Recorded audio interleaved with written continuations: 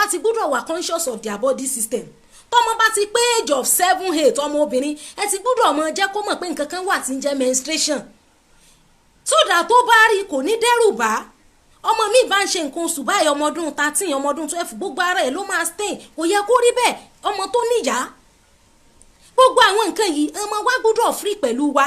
A gbọ́dọ̀ jẹ́ kàn ọmọ wọ́n mọ̀ wípé tó bá ti tó àkókò yìí o ó rí nǹkan oṣù rẹ tó bá rí yẹn nǹkan rere ni o kì í ṣe tí ọ̀dá o ìjọ tó bá rí kó wá sọ fún mi o.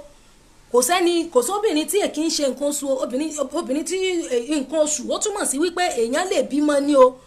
Wọ́n ó possible kan ti kọ́ wọn ní school nínú ṣe basic science ni because integrated science nígbà táwa ṣe bí ó dà nǹkan ti change àwọn subject kọ̀ọ̀kan sí ó possible kan ti kọ́ wọn ó sì possible kan mọ́ ti kọ́ wọn but teacher tó máa take bóyá bíi 10 period ní ó take per day báwo ló ṣe fẹ́ rántí pé ọmọ kọ̀ọ̀kan jòkó ṣàlàyé fọ́mọ nípa nǹkan oṣù.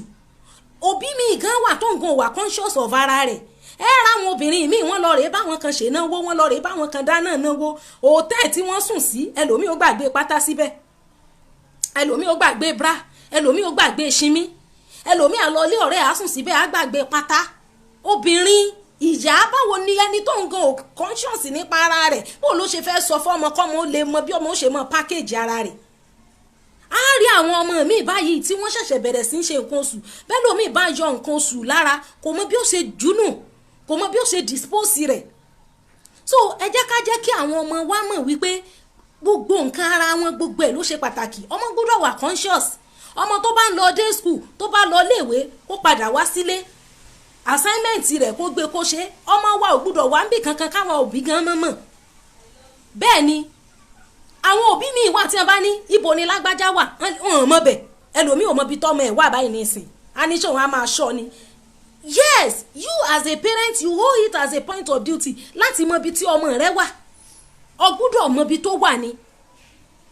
Àwa gan bá ṣe wà yìí bá bá fẹ́ lọ bìkan tá fẹ́ travel we must tell our parents I'm going to this place I'm traveling to this place. Mélòó wá làwọn ọmọ tí ò bá tí pé 20 ọdún is still a child. Ẹ má jẹ́ ká jẹ́ kí civilization kó wá bò wá lójú pé àmọ́ sí gbogbo nǹkan náà mọ̀ èkè ní ìdí. No, a child is a child. A 19-year-old girl is a child. Ẹ má jẹ́ kí àwọn ọmọ ká wá jẹ́ kán lose débi wípé àti ẹ̀ níbi wọ́n lè rí ibo ni wọ́n wà ibo ni wọ́n rìn sí. Ẹ ra àwọn obìnrin míì tí wọ́n lọ rè bóyá lọ rè ṣe party wọ́n lọ rè ṣòde ẹ̀lò ẹ ra wọn ṣinmí ẹ ra wọn bra ẹ ra àwọn tube tí wọ́n gbàgbé síbẹ̀ alẹ́ lè wọ́n ń ta àwọn ẹlẹ́rìí rà mí. Ẹ mọ̀ sọ bẹ́ẹ̀ ọlọ́mọdé wà láàmú gbogbo ara obìnrin òun ní owó. Ìgbà kan wà tí wọ́n ní wọ́n mú pátá wọ́n fi pátá ṣe nǹkan wọ́n fi pátá sóògùn. Gbogbo àwọn nǹkan yẹn la gbọ́dọ̀ kọ́ àwọn ọmọ wa. Àwọn ọmọ tí wọ́n bá ti bẹ̀rẹ̀ sí ní ṣe nǹkan oṣù ó tiẹ̀ tó di pé wọ́n bẹ̀rẹ̀ sí ní rí nǹkan oṣù wọn láti gbọ́dọ̀ jẹ́ kó yé wọn nǹkan tí ọmọ lè lò láti lè ṣe nǹkan oṣù rẹ̀. A mọ̀ wípé àlówó bákan náà láyé àtijọ́ nígbà yá àwọn baba ńlá wa àwọn ìyá àgbà yẹn àwọn ìyá àtijọ́ yẹn pieces of cloth ni wọ́n máa ń lò. Ọmọ tí ò bá sí agbára láti ra páàdì fún ẹ jẹ́ kí a kọ́ àwọn ọmọ bí wọ́n ṣe lè lo sanitary towel láti fi lè lo láti fi ṣe nǹkan oṣù wọn tí wọ́n sì páàkì ẹ̀ tí wọ́n ó fọ̀ tí ó mọ́. Nígbà yẹn àwọn aṣọ yẹn a máa ń tọ́jú rẹ̀ gan ju aṣọ tá à ń wọ̀ lọ nígbà míì. Wàá fọ̀ wàá lọ wàá ṣe gbígbóná iron tún máa pa gbogbo àwọn germs tó wà bẹ́ẹ̀ ọmọ aka akó pamọ́. Gbogbo nǹkan yẹn ó ṣe pàtàkì. Irú aṣọ yẹn wọ́n ń sa síta ọmọ mi á ṣe nǹkan oṣù aṣọ tó fi ṣe nǹkan oṣù á sa síta. Láyé tá a wà yìí tí gbogbo àwọn èèyàn fẹ́ they just want to become rich overnight. So gbogbo ọmọ wa gbọ́dọ̀ wà conscious of gbogbo bí wọ́n ṣe wọ́n gbọ́dọ̀ para mọ́ ọmọ obìnrin. Èyí tó bá jẹ́ tissue paper ló fẹ́ lò kó dispose ẹ̀ properly. Èyí tó bá sì ń lo páàdì kó mọ̀ yọ páàdì lára kan lọ jù sínú dustbin ó gbọ́dọ̀ dáná sun páàdì ni. Kí ọmọ ká fún ọmọ ní kerosene kó kó àwọn páàdì ẹ̀jọ́ kó dáná sun níta kó jóná gúrúgúrú kó kó eru kó mọ̀ kùn kankan níbẹ̀ mọ́. Nígbà míì tí àwọn ọmọ bá lọ léèwé báwọn tó wà ní boarding school tí wọ́n bá ń ṣe nǹkan oṣù wọ́n kàn yọ wọ́n kàn jù dànù kó dáa. Ọmọ gbọ́dọ̀ mọ bí ó ṣe tọ́jú ara rẹ̀. Ọmọ 12 years ọmọ 13 years 14 years tó ṣe bẹ̀rẹ̀ sí ní ṣe píríọ̀dù tó bá ń jẹ́ páàdì náà lẹ́ ń rà fún kó mọ̀ lò ẹ ra àwọn nǹkan yẹn fún débi wípé kò sí kankan tí ó jẹ́ níyà kò ní láàkì àwọn nǹkan tó máa lè lò láti lè fi ṣe nǹkan oṣù rẹ̀. Gbogbo àwọn nǹkan yẹn ṣe pàtàkì. Kò yẹ kó jẹ́ wípé ẹnìkan níta téèyàn ò mọ̀ rí ní ó wà mọ̀ báyàn ṣe gbogbo orú nǹkan bẹ́ẹ̀ yẹn fáwọn ọmọ èèyàn bí wọ́n ṣe máa ń take advantage àwọn ọmọ nìyẹn.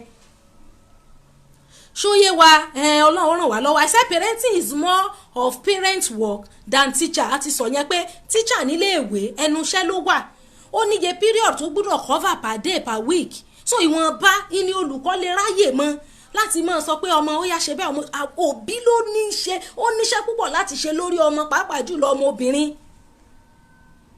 ó ṣe pàtàkì.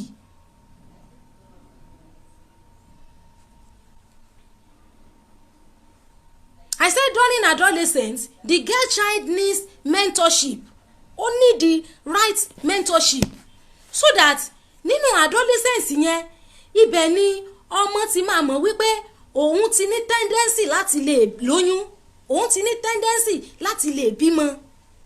fún díẹ̀ yìí ńkọ́ a dẹ̀ sọ pé ọmọ tó bá ti ń ṣe nǹkan oṣù ó ti ń ovulate, ó mì pé ó ti ní feelings nìyẹn. tó bá yá ọmọ yẹn máa wà attracted to the opposite sex. That is the reason why a gbọ́dọ̀ befriend ọmọ wa gẹ́gẹ́ bí ìyá. àwọn bàbá ò ní much because ọmọ bá rí nǹkan oṣù ní ìsìn, ṣé bàbá rẹ̀ ní ọlọ́rẹ̀ sọ fún ni? ṣé bàbá sọkùnrin ṣe nǹkan oṣù ni? Mothers must make themselves available for the girl child. àwọn òbí mi wà wọ́n mọ̀gbà tọ́mọ wọn ń ṣe nǹkan oṣù, wọ́n mọ̀gbà tó ṣe nǹkan oṣù last month, wọ́n mọ̀gbà tí ó ṣe tòṣù yìí. òbí mi ò tiẹ̀ mọ̀ pé ọmọ òun ti bẹ̀rẹ̀ period báyìí, ọmọ mi ti menstruate láti bí oṣù bíi mélòó àbọ̀dún bíi ìyá rẹ̀ gan ọmọ. tí ò yẹ kó rí bẹ́ẹ̀, a gbọ́dọ̀ mọ ọmọ wa, a gbọ́dọ̀ mọ everything nípa wọn. kò gbọ́dọ̀ jára àtàkàn ní ọmọ wa sọ fún wa. So mo ní train her how to pack herself so as not to get stained.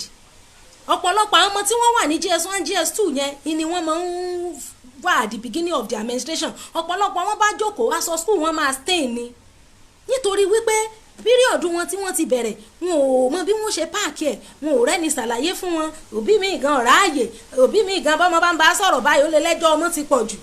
so wá rí wípé gbogbo irú àwọn nǹkan yẹn ó ń fa ọ̀pọ̀lọpọ̀ àwọn dàrúdàpọ̀ nínú ọkàn ọmọ tọmọ gan ò sì nílé ròyìn rẹ̀. òbí mi gan ò wà sensitive of ara tó ń gan fúnra rẹ̀. mo ní tell her how to use different sanitary cloths, tissue or even pad. gẹ́gẹ́ bí mo ṣe sọ, ọ̀pọ̀lọpọ̀ òbí kọ́ ni kì í ṣe gbogbo òbí ló lè afford pad fún ọmọ. tọmọ ò bá lè lo pad, ọmọ lè lo pieces of cloth, sanitary towel gẹ́gẹ́ bí àwọn ìyá àtijọ́ yẹn ti máa ń lò. ọmọ lè lo tissue. àwọn ọmọ kéékèèké yẹn flow wọn ò kí tí ń heavy. ẹ jẹ́ ká kọ́ wọn bí wọ́n ṣe páàkì ẹ̀, ẹ jẹ́ ká ra pàǹtì fáwọn ọmọ tí ó dẹ́ pé wọ́n lè máa rí fi change tí wọ́n bá yọ páàdì lára, wọ́n mọ bí wọ́n ṣe dispose ẹ̀. tó bá jẹ́ tissue paper ni wọ́n mọ bí wọ́n ṣe flush ẹ̀ out. wọn ò kí ń flush pad torí ó máa dí toilet ni. ó máa ń dáná sun ẹ̀ àrèjọ sínú nylon á di pamọ́ á dẹ̀ sun nǹkan rẹ̀. gbogbo nǹkan tí ń bẹ lára obìnrin gbogbo ẹ̀ ló wà sensitive. a gbọ́dọ̀ jẹ́ kí ọmọ wa kí wọ́n wà gẹ́gẹ́ bí aláìtẹ̀ wá lólùṣọ́.